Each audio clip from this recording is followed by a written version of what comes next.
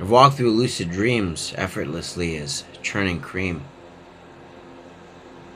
I've churned the tides of space without thinking of the eternal as something that can be replaced. I've held the pathway preciously as I've walked through the burning wood. I've seen the fire consume all that was around me, and I collected all which I understood.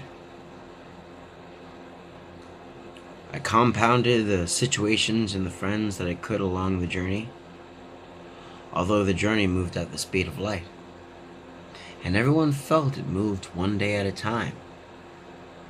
But I knew I was different, and somehow I knew I was right. The time was not as simple as it may seem.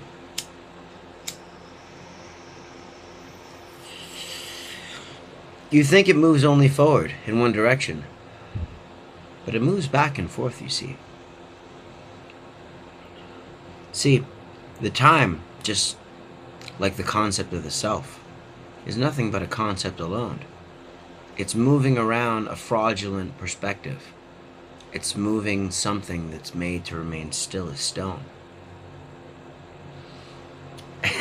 And so I sat there in my dream. I sat there in my perfect state, knowing that I was creating a beauty that could never, ever be recreated, but could slowly be sedated if you could pray to forget such a beautiful thing. But time didn't just go forward and back. Time went up and down. Time went in circles. Time went around and around. Time went to the side. Time went to the left and to the right.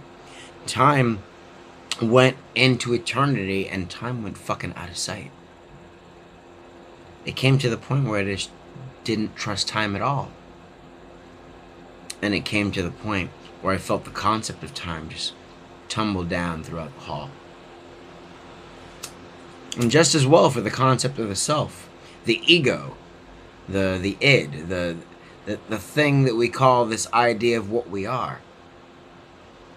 It's a poison, I say. You think it's so important to hold this rigid concept of self, and yet that permanent idea of yourself is some sort of poisonous thing. It's you're ignoring the constant flux of energy that's moving throughout you minute to minute. What you are right now may be totally irrelevant 10 minutes from now. Such are the poetries of people who've done acid too many times. It stays with you. You expect to come down in the morning, but eventually you realize those prophetic epiphanies, they stay with you. You start to see the room differently. You perceive the idea of a minute differently. Whereas the ones outside that perimeter think of a minute as a single minute. You now having experienced the beauty of oblivion, now understand that everything within that single minute consists of gateways upon gateways of energy, which you may not live to ever describe or grasp. Hell, within the confines of a single millisecond, more transactions of life have happened upon a single patch of your skin than you have the speed to think with and comprehend. But I advise you to enjoy this dream. Take everything I say with a grain of salt. Keep going along the highway of your lucid proximities, and meet the challenge of infinity with no brazen assault.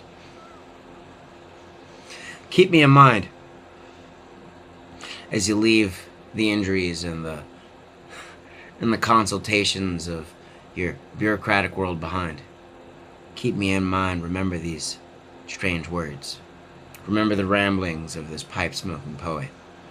Remember you once came in contact with someone so beautiful and yet so absurd.